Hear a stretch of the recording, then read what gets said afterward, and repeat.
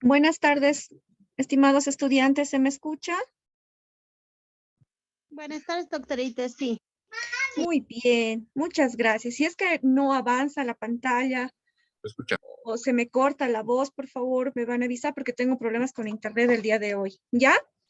Bueno, el tema que nosotros vamos a llevar hoy día, y creo que lo vamos a recordar, es las relaciones intermaxilares, ¿sí? ¿Qué son las relaciones intermaxilares? Vamos a ir de lo más pequeñito a lo más complejo para que se pueda entender. Las relaciones intermaxilares son aquellas medidas, son aquellas líneas que están viendo acá en pantalla, son referencias que se colocan en los rodetes en relación con el cráneo, con la cabeza y boca, que nos van a ayudar de alguna manera a reproducir la forma, el tamaño, la posición que van a tener los dientes artificiales al colocarlos en las placas de articular. Las relaciones intermaxilares, por lo tanto, van a ser únicos, chicos, para cada paciente, ¿sí? Porque de acuerdo a cómo nosotros hagamos el registro en este paciente, vamos a poder escoger el tipo de diente que va a ingresar aquí y conformar la futura prótesis. Las relaciones, por eso, en conclusión, son únicas, vuelvo a repetir, para cada paciente, así como los dientes que nosotros vayamos a elegir van a ser únicos para el paciente que nosotros vayamos a, o al paciente que nosotros vayamos a instalar. No podríamos agarrar un paciente con características específicas y los registros intermaxilares que nosotros tomemos sobre estos rodetes y escoger piezas dentarias que no forman relación con la misma. Por eso es que tenemos que tener mucho cuidado al momento de tomar estas relaciones intermaxilares. ¿Cuál es el concepto, por lo tanto, de una relación intermaxilar? Una definición más o menos entendible, porque existen muchas definiciones de dimensiones verticales de acuerdo al paso del tiempo e investigaciones que se han hecho, es que las relaciones intermaxilares pueden considerarse como un procedimiento clínico, un procedimiento técnico, con el cual nosotros vamos a lograr obtener registros físicos, funcionales o de las relaciones funcionales, dinámicas y estáticas intermaxilares y dentales del paciente. Más o menos este concepto que les he transmitido es lo que engloba todo este tiempo de modificación que se ha dado en cuanto a las relaciones intermaxilares. Lo vuelvo a repetir. Las relaciones, por lo tanto, intermaxilares van a ser un procedimiento clínico y técnico con el cual se va a lograr obtener registros físicos de las relaciones funcionales de nuestro paciente, ya sean dinámicas, ya sean estáticas, ya sean incluso dentales que va a tener nuestro mismo paciente. ¿Cuáles son los componentes? Antes de estudiar de manera general lo que son las relaciones intermaxilares, sus componentes anatómicos, los objetivos de manera general, necesitamos saber de qué están constituidas las relaciones intermaxilares. Vamos a poner aquí mi título, ¿ya? ¿Cuáles son los componentes de las relaciones intermaxilares antes de saber sus objetivos, sus finalidades, que ya vamos a llevar más adelante en la siguiente clase? Tenemos que, para entender qué son las relaciones intermaxilares, sus componentes. Los componentes específicos de las relaciones intermaxilares o la clasificación de las relaciones intermaxilares son las siguientes. Todas las relaciones intermaxilares van a estar compuestas por estos cuatro componentes. Uno, que es el plano de oclusión. Dos, que es la dimensión vertical. Tres, que es la relación céntrica. Y cuatro, que es poder determinar la posición del maxilar en el espacio con respecto, en este caso, al cráneo. No debemos confundirnos jamás en la determinación de cada uno de estos, puesto que ello nos va a llevar a obtener una relación intermaxilar total, una relación intermaxilar integral.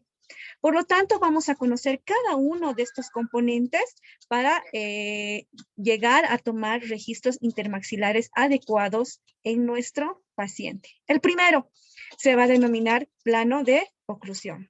Ustedes ya conocen y han visto cuál es el concepto de lo que son los planos de oclusión, ¿ya? Que se define como una línea imaginaria que pasa entre los bordes entre la parte media de los bordes incisales de los incisivos hasta la cúspide distovestibular del primer molar. Esa línea imaginaria, cuando las piezas dentarias entran en contacto, determina el plano de oclusión.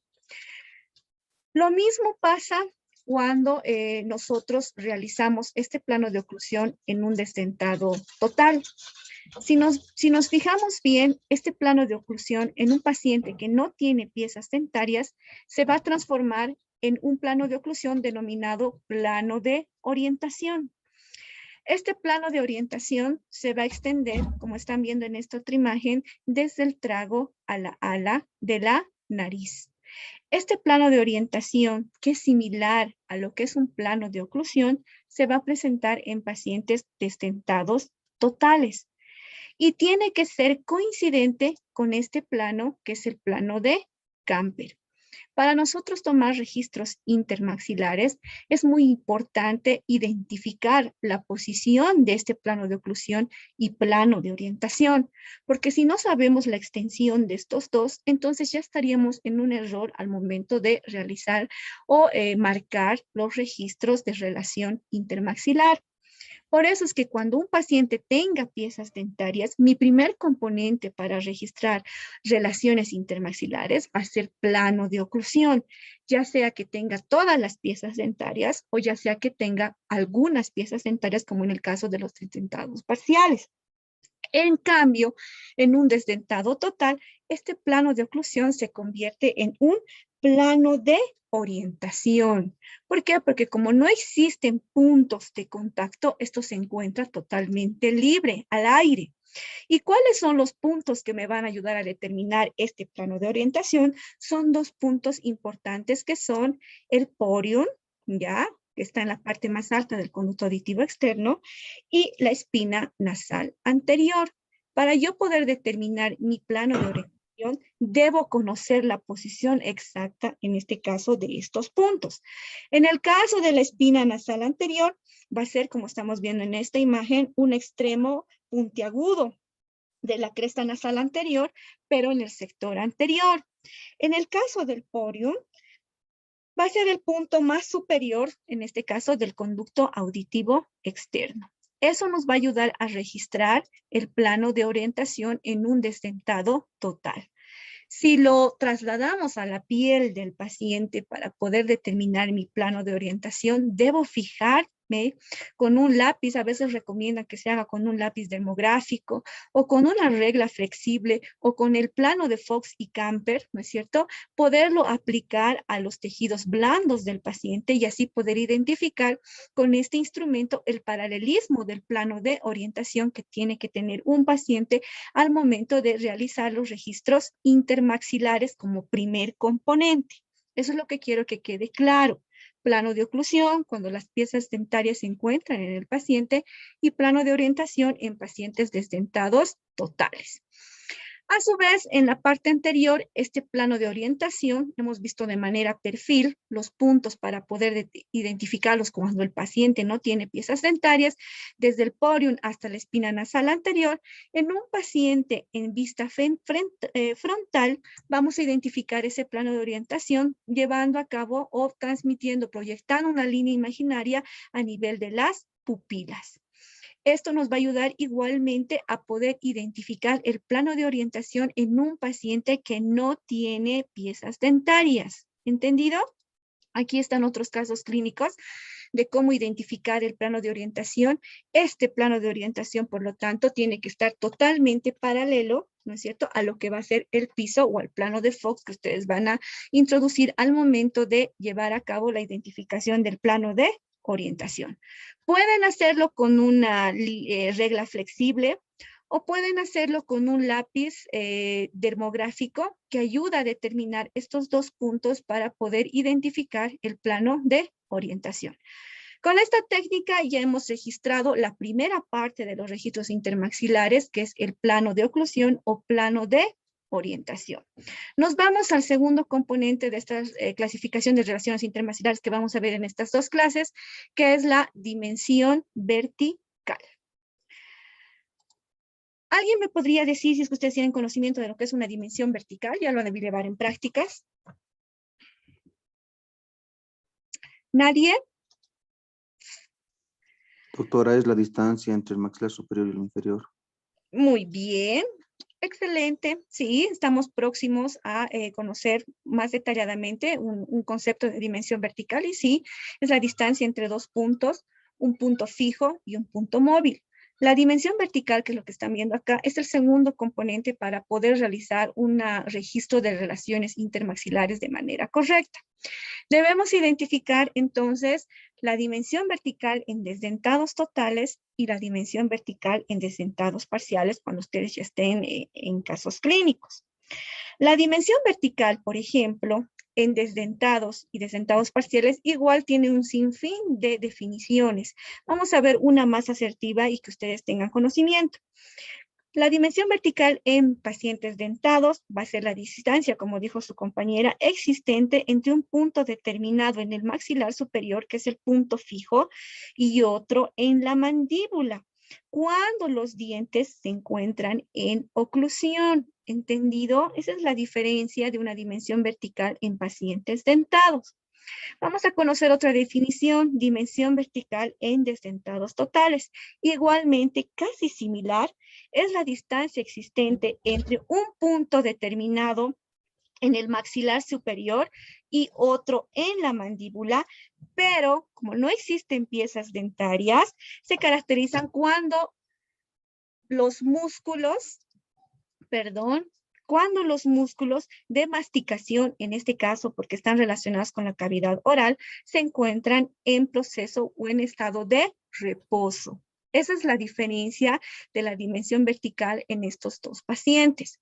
Si nos vamos a revisar artículos, nos vamos a revisar libros, vamos a observar que cada definición de las dimensiones verticales son similares, pero han ido cambiando a través del tiempo. Sin embargo, esta que les he mencionado, tanto en pacientes dentados como en pacientes desdentados parciales o desdentados totales, es la diferencia que marca en conceptos referente a lo que son las dimensiones, en este caso vertical. Vuelvo a repetir, dimensión vertical en desdentados totales va a ser la distancia entre un punto fijo y un punto móvil que está situado en la mandíbula cuando los músculos se encuentran en estado de reposo. Y una dimensión vertical en pacientes dentados o desdentados parciales es la distancia que va a existir entre un punto fijo situado en maxilar y un punto móvil situado en mandíbula cuando existe contacto con las piezas dentarias. ¿Está claro? Si es que hay algo que no se entiende, por favor me piden que se lo repita. ¿Está claro? ¿Puedo continuar entonces? Continuamos. Si ya hemos conocido la diferencia y la similitud del concepto de dimensión vertical en dos tipos de pacientes distintos, tanto dentados como desdentados totales, ya tenemos que conocer ahora cuál es la clasificación también de la dimensión vertical como parte 2 importante de los registros intermaxilares. Debemos aprender a registrar estos 4 componentes de los registros intermaxilares: plano de orientación, dimensión vertical, relación céntrica y la posición del cráneo con respecto al maxilar superior. En el caso de la dimensión vertical, lo vamos a clasificar en 4 grandes grupos que ustedes también ya lo conocen, ¿no es cierto? Es como una especie de repaso para no confundirnos. ¿Cuáles son las 4 clasificaciones de la dimensión vertical? Uno va a ser la dimensión vertical oclusal, la dimensión vertical postural o de reposo, la dimensión vertical de reposo neuromuscular y la última que se está poniendo ya activa últimamente, porque solamente eran estos 3, que es la dimensión vertical óptima. Debemos conocer estos 4 tipos de clasificación en cuanto a la dimensión vertical, porque si lo conocemos nos va a ayudar a no tener problemas al momento de registrarla. Porque, por ejemplo, una dimensión vertical alta a grandes rasgos nos va a traer dolor, si es que nosotros tomamos y devolvemos al paciente una dimensión vertical alta, nos va a causar, vuelvo a repetir, dolor, nos va a causar tensión en los músculos, en este caso faciales o músculos masticadores. Y si nosotros tenemos una dimensión vertical alta, nos va a causar igual una dificultad para hablar. Y eso es lo que tenemos que aprender ahora, a no cometer esos errores cuando estemos ya registrando la dimensión vertical. Por el contrario, si nosotros devolvemos una dimensión vertical disminuida, igualmente nos va a causar dolor a nivel de los músculos porque existiría como una especie de relajación constante que debilita esos músculos y produce alteraciones a nivel del ATM. En últimas investigaciones que se han hecho, se dice que una disminución de la dimensión vertical nos puede causar incluso problemas auditivos, que ya en prácticas los vamos a profundizar más del por qué es ya bueno investigar. Otra de las causas que nos puede causar si nosotros no registramos bien una dimensión vertical y es una disminución, devolvemos al paciente una disminución vertical disminuida, es la presencia de enfermedades a nivel de la comisura que se conoce como queilitis angular. Y lo que más afectaría si es que no sacamos un buen registro intermaxilar en su segundo componente, que es la dimensión vertical, es una alteración en este caso en la armonía facial, porque no mantendría la distancia de sus 3/3 que tiene que tener un paciente, en este caso normal, cuando posee una dimensión vertical, en este caso adecuada.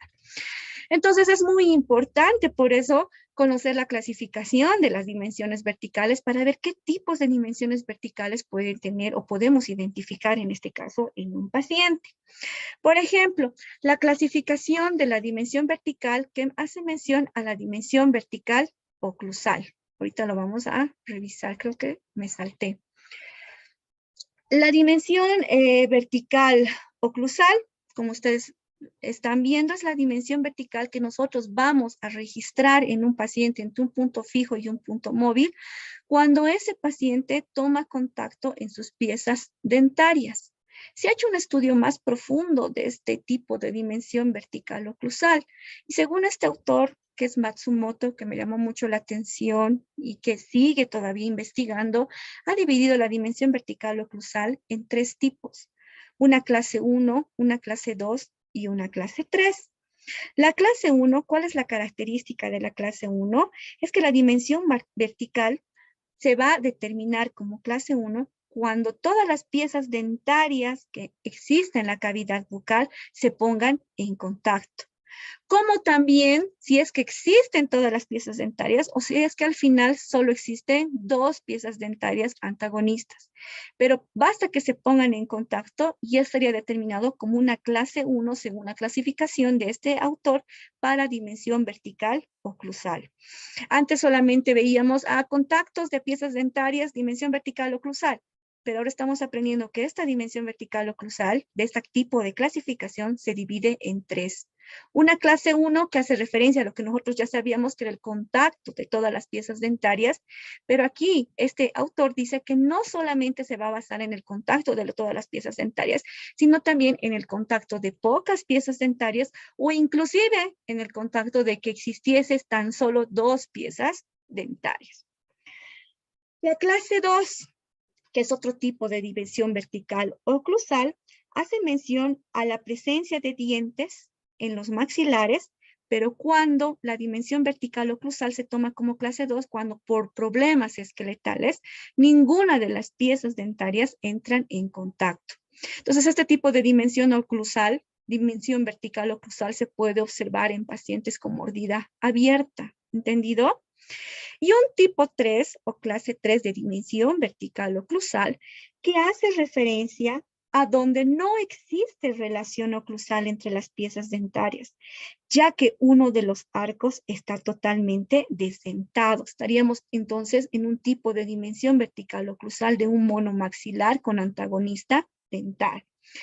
Aquí, según la dimensión vertical, se caracteriza que las piezas dentarias van extruyéndose porque no existe un contacto con la arcada antagonista. Entonces, estas son las últimas actualizaciones de la clasificación de una dimensión vertical oclusal y sus posteriores clasificaciones. Otra de las clasificaciones de dimensión vertical que vamos a encontrar también en un paciente es la dimensión vertical postural o de reposo. Ahorita lo vamos a observar. Esta, que es la dimensión vertical postural o de reposo. Esta dimensión vertical que estamos observando acá varía de un paciente a otro. Y esta dimensión vertical se va a encontrar en pacientes que posean piezas dentarias como en pacientes desdentados totales. ¿Cómo vamos a tomar esta dimensión vertical postural? Existen muchísimos métodos, pero lo importante es que al momento de querer registrar o encontrar esta dimensión vertical postural, el paciente se encuentre totalmente relajado, sentado cómodamente, que no tenga ninguna presión. Es más, mejor si es que el paciente no está apoyado en el sillón dental o en algún lugar, sino que esté totalmente libre de presiones. Que los dientes, cuando uno quiere que queramos tomar nosotros una dimensión vertical postural, no se encuentren en oclusión, pero que los labios sí se encuentren en contacto. Y es lo que nosotros vamos a obtener conversando en este caso con el paciente para que pueda él adquirir esta posición que le estamos enseñando. Cuando se produce la dimensión vertical postural y la posición que yo les he mencionado, de estado de reposo, donde las piezas dentarias no se contactan, y en el caso el desdentado total no pone en contacto, como están viendo en esta imagen, los rodetes, se encuentra un espacio que en la antigüedad, como todo cambia, ¿no es cierto? Y todo se actualiza, se denominaba espacio de Donders. Muchos de ustedes lo deben conocer de esa manera. Pero en la actualidad ya tiene otro denominativo que se denomina espacio de inoclusión fisiológica, EIF, ¿ok? Ese es el nombre que ahora tiene el espacio que se produce cuando el paciente se coloca en una posición de dimensión vertical postural o estado de reposo. Además, en la actualidad ya no se utiliza el nombre de reposo, sino se utiliza el nombre postural, ¿entendido? Eso es un ojo, digamos, para tal vez posibles preguntas. ¿Por qué? Porque para mantener la mandíbula en un estado de reposo, que es lo que nosotros conocíamos, se ha hecho muchas investigaciones y se ha llegado a la conclusión que se produce efectos o movimientos electromiográficos mínimos de los músculos para poder mantener esta mandíbula en esta posición. Si los músculos no tuvieran esa acción o esa contracción mínima o tónica, que muchos libros lo tienen, entonces la mandíbula se caería, ¿no es cierto? Como hacen cuando ya no tenemos vida, ¿no es cierto? A veces en el funeral los tenemos que agarrar con vendas a la mandíbula porque ya los músculos murieron, ya no están funcionando.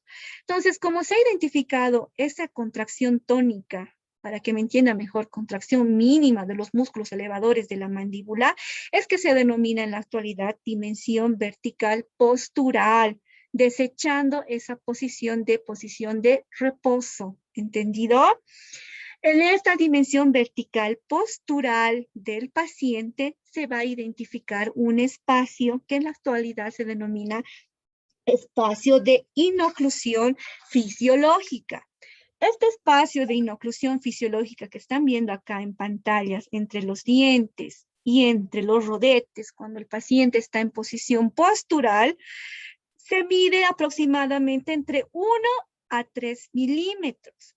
Pero con tantas investigaciones que en la actualidad se están haciendo en los pacientes y que sería un lindo proceso de investigación que también lo pueden realizar ustedes, se ha determinado que se está aumentando esta medida, que puede ser entre 0,5 hasta 4 milímetros. Entonces, quiero que tomen en cuenta eso. El espacio de inoclusión fisiológica no va a ser único en un paciente, puede variar porque todos los pacientes son diferentes. ¿Entendido?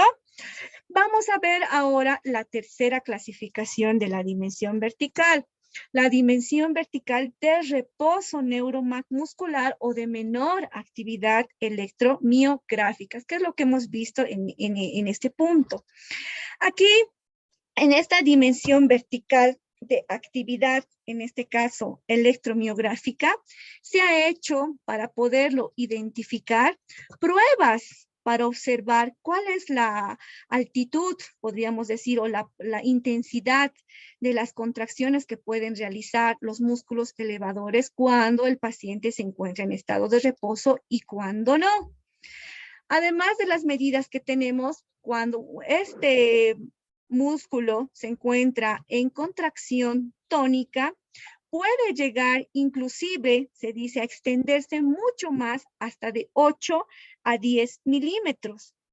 En cambio, si se llega a contraer a máximo, podemos encontrar una dimensión vertical donde abra o se realice la apertura de la boca y llegar hasta 15 o hasta 20 milímetros. Es capaz de poder realizar esa fuerza en los músculos elevadores de esta mandíbula. Entonces, una dimensión vertical con prueba electromiográfica ha detectado extra estas medidas que se pueden realizar en este paciente.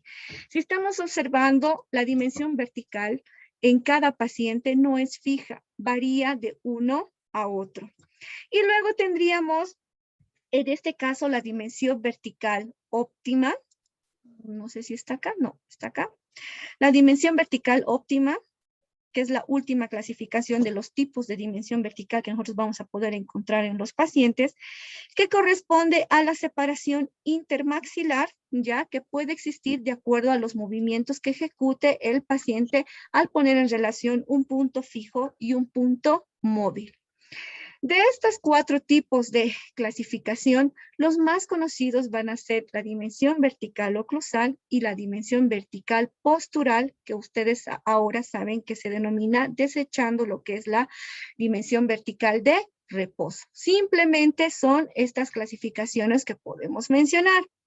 Para poder identificar estos tipos de dimensión vertical que hemos aprendido el día de hoy, existen métodos específicos, que es lo que vamos a ver en la clase de hoy. Uno van a ser los métodos subjetivos y otros van a ser los métodos objetivos. Los métodos subjetivos generalmente son los que los pacientes nos van a proporcionar colaborándonos de acuerdo a movimientos o posiciones en las cuales nosotros les coloquemos. Es decir, condiciones fisiológicas o de acuerdo a las emociones que pueda tener nuestro paciente y nos va a ayudar a poder determinar los tipos de dimensión vertical que ahora hemos conocido. Y los métodos objetivos se van a basar en proporciones ya determinadas, medidas realizadas ya incluso en componentes anatómicos de este paciente. Vamos a conocer cada uno, que para ustedes ya es un repaso. Vamos a conocer primero los métodos, en este caso, subjetivos. ¿Cómo vamos a poder nosotros determinar la dimensión vertical de oclusión, la dimensión vertical de postural, las de pruebas electromiográficas o la dimensión vertical óptima? Mediante también se ha sugerido el método de deglución. Propone que cuando uno deglute, ya, aunque haya perdido piezas dentarias, puede posicionar al paciente en una posición que nos permita poder determinar lo que es la dimensión vertical. Solamente con hacerle tragar la saliva y colocarle en un proceso o en un estado postural, podemos identificar la posición de dimensión vertical. Es un método subjetivo que de alguna manera nos ayuda a tal vez confirmar las medidas que vamos a ir conociendo. Otro método es el método fonético. Este método fonético hace evaluar, creo que se me fue esa imagen, vamos a mantenernos aquí, el método fonético se caracteriza o se evalúa cuando la distancia interoclusal que puede presentar el paciente se va a ayudar, nos va a ayudar a poder determinar la dimensión vertical simplemente con las pronunciaciones de palabras bilabiales, se dicen. ¿Cuáles son las palabras que más utilizan? Por ejemplo, pedirle al paciente que mencione la palabra M, pedirle al paciente que mencione la palabra P, la palabra B, incluso palabras que hacen que la lengua se ponga también en actividad, como la palabra S, la Ch y la H.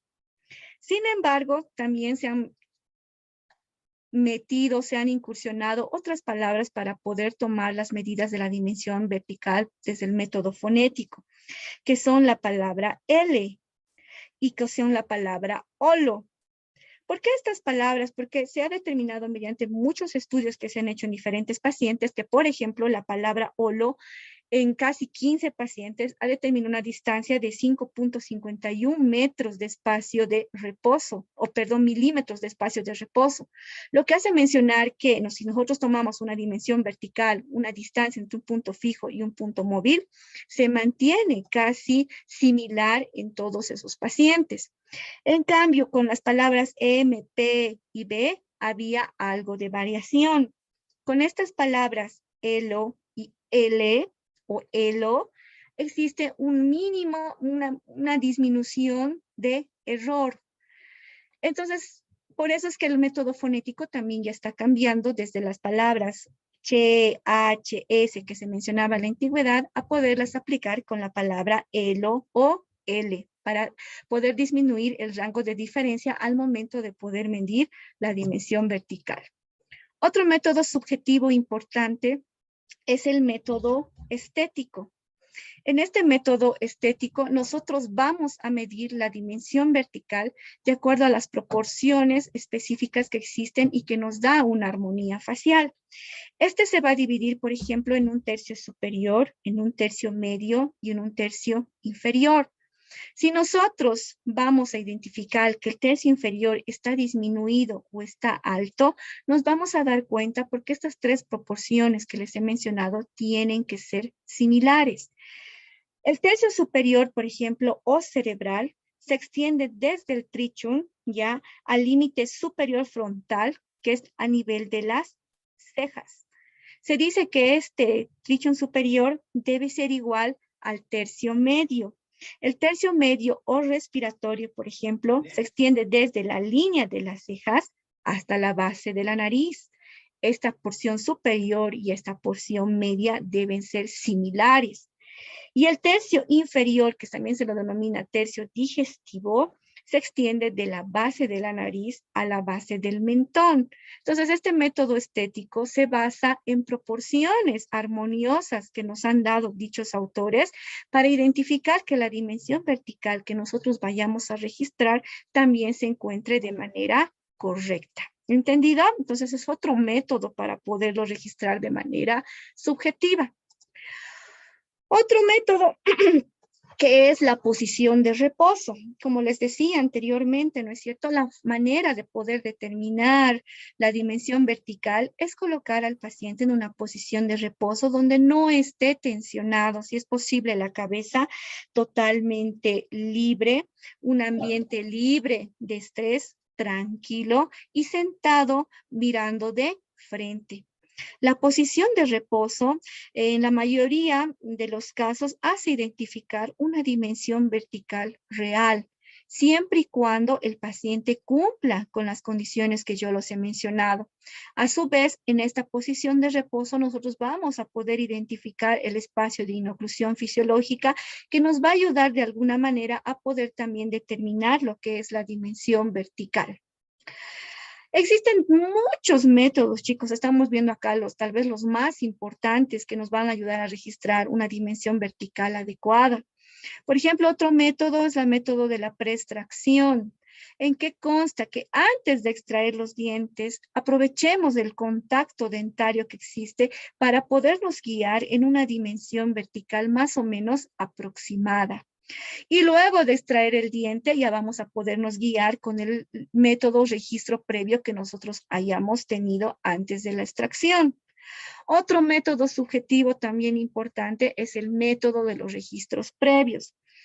En el método de los registros previos, si podemos observar, se basa en mediciones que nosotros podemos tomar al paciente, sacándole fotos, ya sea de frente, ya sea de perfil, otros registros previos de que antes que cambie la estructura de piezas dentales por tratamientos que se pueda hacer en el caso de pacientes dentados, tomar modelos y registrar la dimensión vertical inicial que tenía este paciente. Son métodos que de alguna manera se siguen aplicando para tener un margen de error mínimo en lo que es la dimensión vertical, que es lo que nosotros tenemos como métodos, en este caso, subjetivos, que nos van a ayudar de alguna manera, todos los que hemos mencionado, a poder detectar una dimensión vertical lo más real posible. ¿Ok? Ya sea si el paciente tiene piezas dentarias o si el paciente es desdentado total. Para continuar, vamos a conocer ahora los métodos objetivos. Dentro de los métodos objetivos, tenemos métodos más certeros, que ya están, como hemos visto al inicio, determinados incluso con relación al cráneo, que nos va a ayudar de alguna manera a disminuir aún más los rasgos de diferencia que puede haber en dimensión vertical de un paciente a otro paciente. ¿Cuáles son estos métodos objetivos? Ojo, que los métodos subjetivos igual nos ayudan como complemento, ¿sí? Entre los métodos objetivos tenemos las mediciones faciales. Estas mediciones faciales que están viendo en la pantalla son tomadas por el odontólogo. Se han realizado en estas mediciones faciales numerosas medidas para poder determinar una dimensión vertical más o menos estable, ¿ya? Se hicieron estas pruebas en muchos pacientes y se llegó a determinar que estas distancias que están marcadas acá sí son reales para poder tener una idea de medición de dimensión vertical. Si se están fijando, dimensión vertical no es solo un punto fijo y un punto móvil, es saber correlacionar las medidas con la armonía facial para evitar tener dimensiones verticales disminuidas o dimensiones verticales aumentadas. ¿Cuáles son estas mediciones faciales? Y ustedes también ya la deben conocer. La primera, por ejemplo, parte del ángulo externo del ojo, ¿ya? Como ven acá, esta línea amarilla que estoy mostrando en pantalla, al ángulo interno del otro ojo. Está relacionada esta distancia con el punto fijo y punto móvil, que dicen que es del mismo tamaño y además que está comprobada. Otra de las medidas que están dentro de las mediciones faciales para poder asegurar una dimensión vertical aproximada es la distancia de la línea de la ceja a la línea, en este caso, del pelo. De la línea de la ceja a la línea del pelo, o la que inicia en la parte frontal, que es esta línea café. Otra de las distancias que nos va a ayudar a identificar aproximadamente la dimensión vertical es la distancia horizontal que ven esta línea roja entre pupilas. La distancia vertical entre el ángulo externo y la comisura. Si están viendo acá, la verde que es más gruesa, ¿no? La distancia vertical entre la ceja y el ala de la nariz, entre la parte más prominente o más elevada de la ceja y el ala de la nariz. La distancia horizontal que están viendo acá entre las comisuras. La longitud vertical de la nariz a la línea media, en este caso del área subnasal, que llegaría a ser este azul. Otros los están relacionando con la altura vertical de la oreja como mediciones faciales que nos pueden ayudar a determinar la dimensión vertical. El otro, el ángulo externo del ojo con el trago o conducto o parte media del conducto auditivo externo. Otro, que también lo pueden determinar en el paciente, es pidiéndole al paciente que estire el dedo índice con el pulgar y la distancia entre la extremidad del pulgar y la extremidad, en este caso del dedo índice, nos va a acercar a una posible o aproximada dimensión vertical.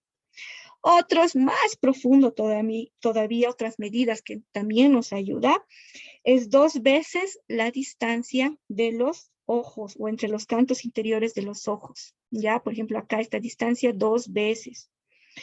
Y también 2 veces acá el largo del ojo. Agarran la distancia hasta acá, la multiplican y eso también está relacionado con un tamaño aproximado de dimensión vertical que nosotros podemos registrar en nuestro paciente. Se han hecho numerosas pruebas de estas mediciones faciales y gracias al método de Magui, las mediciones faciales más aproximadas que tuvieron un margen de error entre 15 o hasta 20 pacientes en los cuales hicieron la prueba de todas estas medidas, se llegó a la conclusión que las mediciones faciales del ala de la nariz, la comisura y del ángulo externo trago son las más acertadas, es decir, las que menos error tienen de paciente a paciente, ¿me entienden? O mejor dicho, también de un paciente que puede ser dentado y que ha perdido sus piezas dentarias y quiero volver a determinar su dimensión vertical, el menor margen de error es entre estas dos mediciones faciales que también se pueden complementar con las demás medidas que les he dado. Y esto es el famoso método de Magui, donde determina ya o sobresale las mediciones faciales que son de la, en este caso, ángulo externo del ojo y la comisura, y otra que llegaría a ser el ángulo externo del ojo y el trago. ¿Entendido? Ese es el método de Magui. Todas estas mediciones faciales, de alguna manera, por lo tanto, nos ayudan a poder colaborarnos en la detección o medición de la dimensión vertical. Existen otros métodos, acá no le puse el título, como son los métodos de, método de Kramer-Barr. Este método de Kramer-Barr se caracteriza primeramente como ser un método craniométrico. ¿Qué quiere decir este método craniométrico? Que va a estar en relación con puntos determinados en la parte o superficie, en este caso del cráneo. Este método del cráneo o método craniométrico se denomina, se caracteriza por haber creado por este autor, Krenenbelman, ya un instrumento que nos ayuda a identificar mediante esa medida que nosotros hemos visto en medidas faciales, ángulo externo y trago, una medida casi exacta de lo que puede ser la dimensión vertical. Este aparato consta de un rango central, como está viendo un vástago central y dos vástagos verticales. El superior, como estamos viendo, va a ser fijo y va a estar situado en el ángulo externo de la órbita. Y el inferior, el vástago horizontal inferior, va a ser movible. Y en la parte central que estoy mencionando acá es milimetrada. Esta parte movible es la que va a ingresar ya en el conducto auditivo externo y nos va a ayudar a poder determinar la medida, en este caso de la dimensión vertical. Una vez que tomemos esta medida facial, tenemos que trasladarlo al punto fijo y punto móvil que está representado por la base subnasal y el mentón para confirmar que esta distancia es similar y poder identificar de esta manera la dimensión vertical que necesita este paciente como registro intermaxilar. Aquí vemos otros pacientes, por ejemplo, que se les está tomando con el mismo aparato, la misma posición y nos ayuda a confirmar, en el caso de que un paciente sea dentado, la distancia que existe entre estos dos puntos que hace que de alguna manera podamos identificar la dimensión vertical más aproximada. En el caso de un paciente desdentado total, nos ayuda mucho porque el margen de diferencia también va a ser mínimo. Por ejemplo, este paciente está con sus placas de articular y nos ayuda a determinar si estamos en una correcta dimensión vertical o no.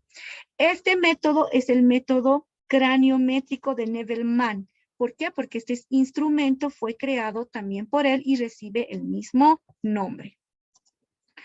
Aquí, como estamos viendo, se hizo un estudio en diferentes pacientes, 55 pacientes, 36 pacientes, 9 pacientes, que suman más de 100 pacientes, donde de acuerdo a los biotipos masticatorios que ustedes ya lo han visto, como ser biotipo maceterino, biotipo temporal, biotipo pterigoideo, ¿no es cierto? Un maceterino es un perfil más cuadrada, un temporal más alargado, un pterigoideo más triangular, ¿no es cierto?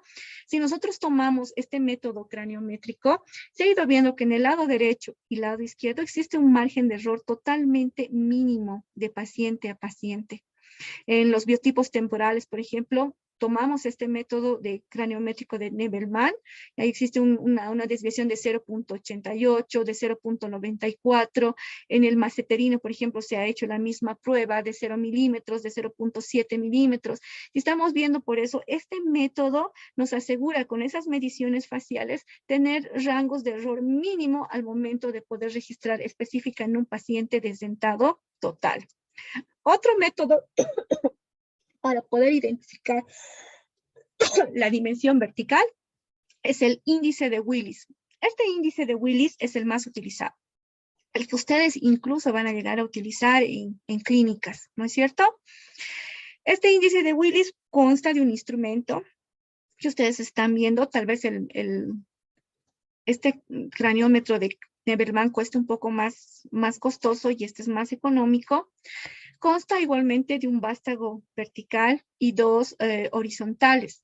Uno va a estar en relación con el ángulo externo del ojo e igualmente también va a estar en relación el inferior con la comisura de labial. Si están viendo, este instrumento de Willis es mucho más sencillo y como les decía, también más económico. Por eso también es el más utilizado. Este autor Willis inventó este dispositivo propio para lograr realizar la medición de la dimensión vertical, el cual igualmente va a estar comprometida entre la región subnasal y la región mentoniana. Si estamos observando, tiene casi el mismo procedimiento que el método craniométrico, pero en la actualidad este índice de Willis también se ha llevado a cabo con muchas investigaciones y sí, si bien se ha llegado a acuerdo que existe un mínimo de error al momento de tomar la dimensión vertical, se ha visto que en muchos de los casos en la actualidad no tienen una buena angulación. Tal vez en eso estamos fallando en la actualidad. O bien se ha tomado en cuenta que pacientes que llegan a tener, como es un poco más simple, ¿no es cierto?, más sencillo, llegan a tener barba, un ejemplo es una barba, podría de alguna manera aumentar ese rango de diferencia al momento de tomar una dimensión vertical. Y en caso de pacientes que llegan a tener muchas arrugas, que ya son mayores, ¿no es cierto? De alguna manera también esos pliegues que se van a encontrar en la superficie de la piel nos causa tal vez un error mínimo al momento de tomar la dimensión vertical. Por eso es que en ese estudio de casi aproximadamente 50 pacientes que se ha hecho con el método de Willis, porque todos han ido a investigación, que sería interesante dar charla de eso, ya, se ha determinado que si bien vamos a utilizar el índice de Willis con el instrumento de Willis para poder registrar la dimensión vertical, para poder disminuir ese margen de error por características específicas que pueden tener los pacientes, debemos complementarlos con otros métodos, como ser los métodos de mediciones faciales que ahorita hemos visto, o los métodos de deglución, o los métodos subjetivos en general que hemos visto. Entonces, no solo determinarnos a un solo método, sino complementarlos para de alguna manera disminuir el margen de error. Como existe este problema de las barbas y las arrugas con el instrumento de Willis, entonces se está creando otro método. No sé si está a la venta ya este instrumento de caliper, pero miren, es casi semejante a un compás de doble punta o punta seca, si no me equivoco, que manejan los ingenieros, ¿no es cierto? Sería bueno averiguar si ya están en venta. Este es otro método que está haciendo competencia a lo que es el método del instrumento de Willis y se denomina el método de caliper. ¿Ya? Consta, como están viendo, de un compás como si tuviera dos puntas secas, pero que ya no se va a basar en el punto fijo y punto móvil, específicamente como en todos los métodos, en el punto subnasal y punto mentoniano o punto mentón, sino va a tomar más en cuenta las medidas o puntos de la piel, presionando los tejidos, en este caso de la piel, y va a identificar un punto nasal, que si están viendo acá en la imagen, va a estar en la parte media de la nariz, y un punto nation, donde lo va a pintar a nivel del mentón, va a amplificar este método de caliper, ¿ya? Y nos va a determinar una medida casi aproximada, sin mucho margen de error, de lo que es identificar la dimensión, en este caso, vertical.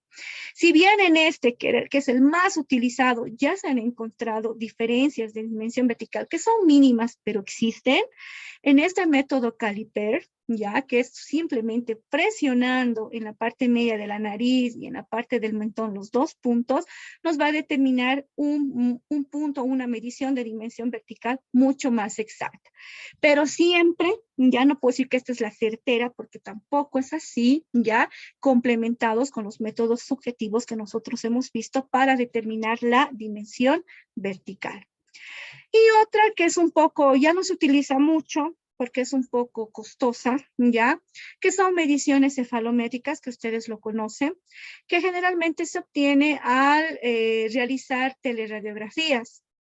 Y estas teleradiografías nos va a ayudar a poder identificar mediante métodos esqueletales, ya como ser el método de Ricketts que ustedes han llevado en ortodoncia, que también nos ayudaría a poder identificar cuál es el tamaño certero entre la espina nasal anterior y el punto mentón o punto jonium, que generalmente está entre 4 o menos 4 según los pacientes, ¿no es cierto?, que nosotros veamos.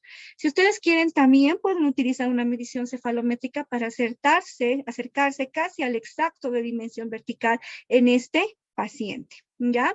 Entonces, esas serían, de alguna manera, más objetivamente, los métodos para poder determinar la dimensión vertical. ¿Alguna duda hasta acá que ustedes tengan? La siguiente clase ya vamos a hablar de relación céntrica, todos los métodos y estudios que se están haciendo en la actualidad y sobre todo el traslado de estos registros que nosotros vamos a tomar al articulador semiajustable. ¿Dudas que tengan?